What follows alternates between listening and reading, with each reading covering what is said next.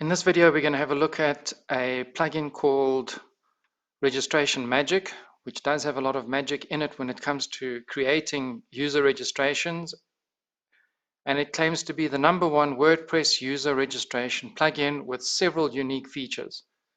Just to do a quick scroll down on their website, you can create unlimited WordPress registration forms, but you can also create standard feedback forms.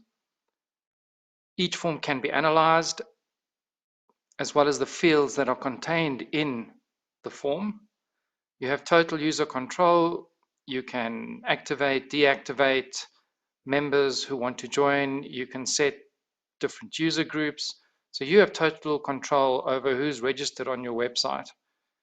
Different views on the front end and in the back end to view user details, responsive, and in the premium version, you can even create subscription registrations and users then pay and the payment is integrated.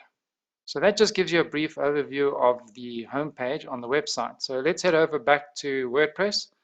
I've already installed the plugin, and here we have RegistrationMagic in the navigation bar, and you'll see from the drop down that there are a lot of different aspects to this plugin.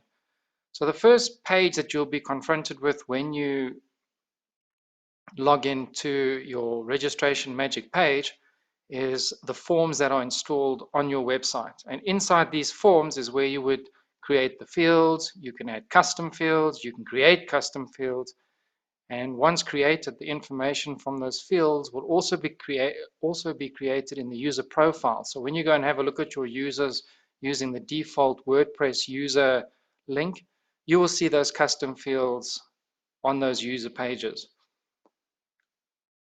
If we have a quick look over here, we can have a look at the fields on each page, on each form. And when we have a look at the fields, you'll see that we have the fields designer here, where we have the different fields that are available. And quite easy, we can just click to drag and drop and change the sequence of those. And you can also include non-form elements such as a divider or a heading inside that as well. To give you an idea of the kinds of field range available, if we click on add field, you'll see that it's broken down into common fields, special fields, profile fields, WooCommerce fields, social fields, and display fields. And each of these is configured in a specific way to add value to your login form. What's also nice about the interface is if I want to move between forms, I can simply click on the drop down and move from one form to another. Once I've designed my form, I can preview it by clicking on the preview button.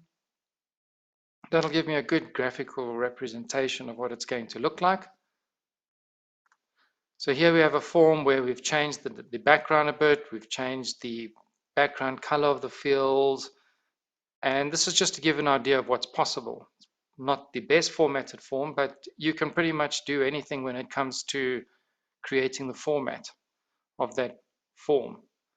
We'll head back now to the interface. So here you'll see the interface once again, and you'll also notice here we have a button called New Page. So that allows you to create multi-page forms.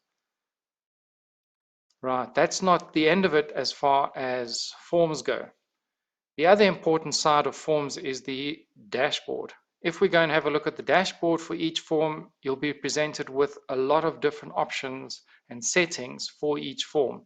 So we had a look at the Fields Manager. There's also a design option. However, the real magic comes in with the different configuration. So you have a general settings. You can set accounts, post submissions. You can set autoresponders. You can even set limits so that only so many submissions of a form are allowed. You have access control for the forms. You have email templates, and then you also have global overrides. So there are some global settings that you can set, which would then be default and apply to all forms, or you can override some of these global settings inside this dashboard menu. You can also integrate with third parties. So here we have, for example, Dropbox, MailPoet, Newsletter, WooCommerce, to give you a few. You can then also publish to a short code. You can use HTML code. So it does allow you to include your forms then on other websites. There's a form widget, user directory, a user area. There's also a magic pop-up button. And what this allows you to do is to put the button on the page, which gives the user quick access to their information and some additional uses if you're using WooCommerce. You can create a custom landing page, you can create your own login box, and you can even implement a one-time PIN login authentication system. You also have the option then to manage the forms. You can analyze the forms by the form and by field analytics on a specific form. And you then also have automation tasks, bulk email. And just to cap it off, we then also have some quick links here in the center where you can access certain areas very quickly. And once again, we have the drop down so we can move between different forms. And on the right hand side, we have quick access to things like the shortcode to copy and put onto a form. We can change the visibility of our form. It also indicates the number of pages. We can add fields. We can change the submit label right from this dashboard. We also then have the different stats from each form, even going as far as looking at how much time was spent filling in a form. And then coming down here to some quick toggles, we can set the autoresponder to on. We can integrate it with WordPress registrations. We can set up an auto approval, which is a bit of the workflow, which we'll come to later. We can set limitations.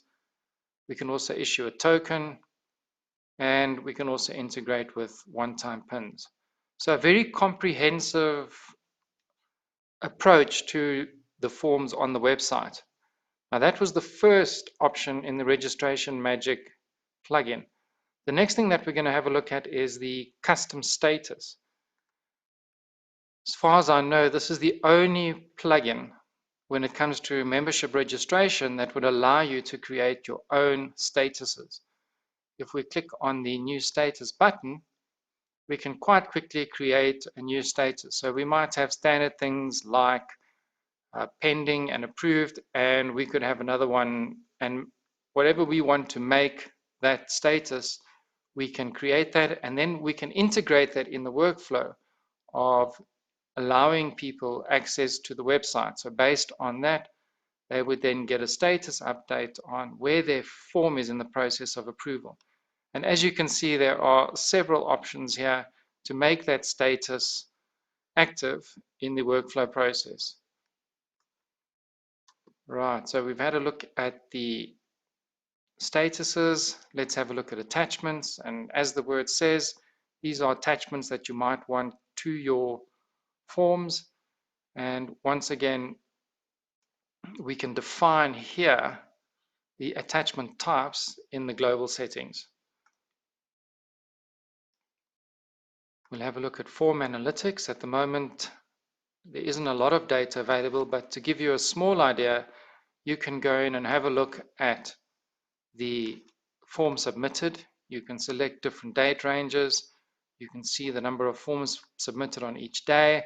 And then, of course, the conversion, the browser used, failure rate, the average time filling in that form. And here we can have a look at the total number of visits and the submissions of that form. Gives us a nice insight into what people think about the product that we're offering as a subscription or as a membership, and then how many people who are on that page actually click the button. So that will help if you want to mix up your content a bit to see what the difference is in signups. Then we have the field analytics, and just like you saw on the previous one, there are different graphs available. Now the stats available will chiefly apply to forms that have a pre-selected drop-down. So things like country, for example, would work well, where we could see a pie graph showing the location of most of the people that submit the form. Automation, that will come in once users have completed a form, and if we want to add a new task, we can then simply click on New Task, fill in the required fields, and create a new automation task, and we'll come back to that a bit later to show you how that works. We then move on to bulk email. So if you're looking for a way to connect with people who have completed a registration form, this is where you would do it. You also then have an option to look at active queues, so forms that are in the process, and then send emails. What forms have been sent? Very easy. Fill in a subject and then fill in your message.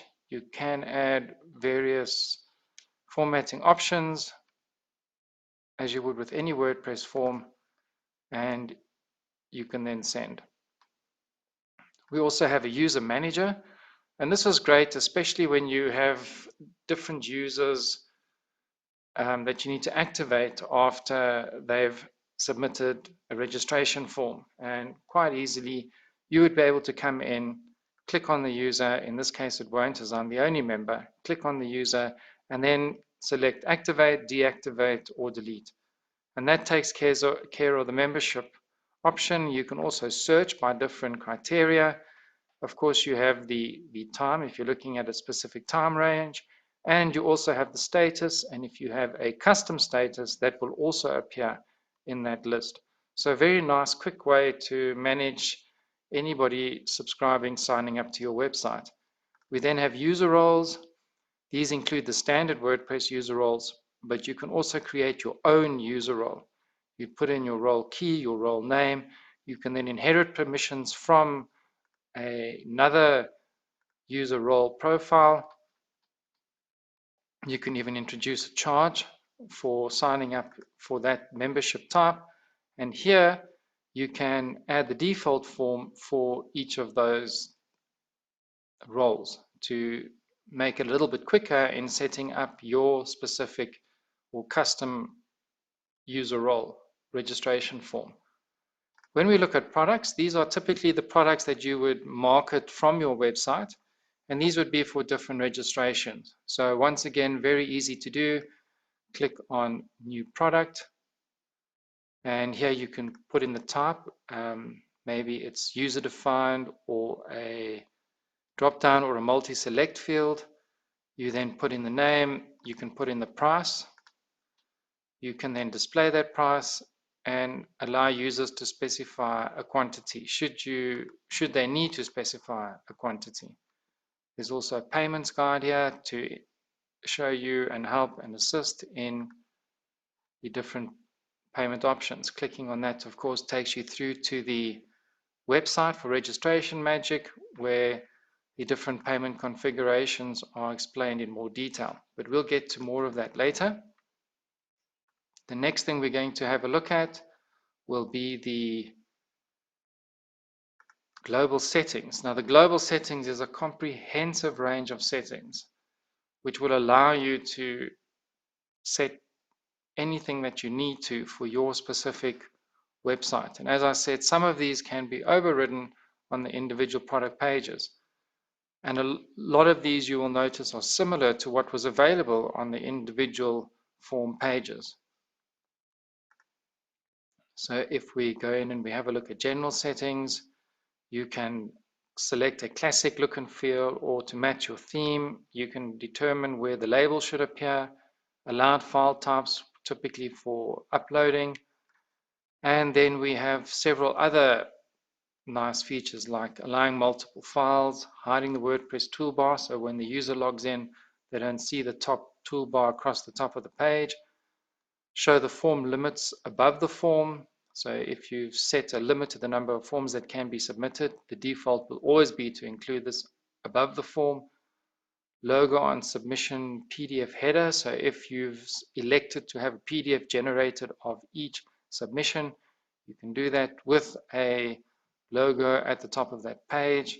You have some logo text, a submission badge. Do you want to show an asterisk on required fields? And the submission PDF font. So a substantial set of general features. The next thing we're going to have a look at is the magic pop-up button. And this, as I said earlier, is a nice quick shortcut to various membership options. You can turn the button on or off here or on the individual form page. You can also elect to hide it. You can set an icon on the button, and then you can select the kind of information that would be available. So you have standard information like registration tab, the payment tab, show my details tab, but then you can also create your own links to be in the link. You can either select a page from your website or you can input the URL. We'll come back to that a bit later as well. So once again, a substantial number of settings. You can also integrate your reCAPTCHA, which is a great feature to prevent spamming. You can also enable password rules, which is really nice, and you can tick which rule should be applied. That does help to ensure you have secure passwords. And you can go one step further in banning certain IP addresses or email addresses from submitting a form, and even blacklist or reserved usernames. So once again, good control over the security. When it comes to user accounts, once again, here you can select the account activation method. You can activate automatically. You can use a manual approval process in your workflow, and you can also use the verification email where the user needs to verify their account before they have access. And you can also send an email to the user with the username and password that they've selected. So nice and quick to set up some global settings there on the user interaction when signing up and the workflow. In terms of email configuration, here we can determine to notify the user about submission notes, notify the site admin. You can use outgoing email handlers, so you can use an external SMTP if you require, or the standard WordPress default. And we also have submission notifications for the user and submission notifications for admin. So you can send different notifications to the different groups, notifying them that there is some activity on the registrations. In the external integration, these will work as per the external client. So if it's a MailChimp integration, we enter the MailChimp API. If it's the Aweber integration, we enter the authorization key. If it's Google Maps API, we enter that information, and you can also enable the Dropbox integration so that any submissions are saved to your Dropbox folder. In terms of payments, this is really nice if you're going to have a subscription website.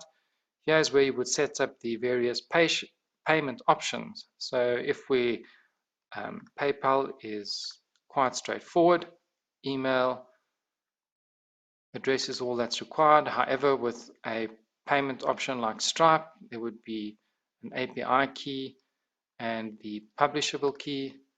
So once again, you would go through, select the payment option that you would like, even an offline option where somebody would make a manual payment into an account, which would then need to be checked. And it's really up to you. You have a selection here of several default currencies and the currency symbol. So no need to enter any third-party options to allow for online payments for subscriptions. Then we can look at the default pages. So here you can map registration pages or account pages to specific pages. So the default registration page and a default user account page. Up to you, and you can then go in and format those pages in the way that you would like to have them formatted. The profile grid is another plugin which is available from MetaGas, which allows you to create some really interesting user areas, user pages, and you can create a facility for users to communicate between each other online. So you can create a real nice online community with the people that have registered. On the WooCommerce integration, you can integrate your forms inside of WooCommerce. And here we have the default registration form, which would then be replaced with the registration form from RegistrationMagic. You can show the cart with the magic pop-up. So that magic pop-up button, you can display the cart information inside that little button as well. And you can also enable user role assignment. So when you have people signing up, the default would be to WooCommerce. However, if we want them to be assigned to different roles, you can select that and then enable that assignment on the form. And the very last icon here is the lead magic, and that allows you to create custom pages. It's a separate plugin. It will allow you to create custom pages, and there you can remove the distractions and focus entirely on the reasons why somebody should sign up for that particular membership. And then of course there's the support page, and there are a number of support options. As you can see, a lot of different resources for you to look into, and if you're still not happy, there is an option to use the contact us button and contact them directly. And then of course there are some frequently asked questions. Clicking on a link will take you to the website, and here you can see the type of support that's available, screenshots, a lot of information, and then some feedback from other people, which might also help you in resolving whatever issue you might have. So that's the basic overview, if we can call it a basic overview of a plugin that has a lot of depth to it and is definitely worth using when it comes to setting up your membership areas and pages and forms for your website. So I hope you enjoyed that, and thank you for watching.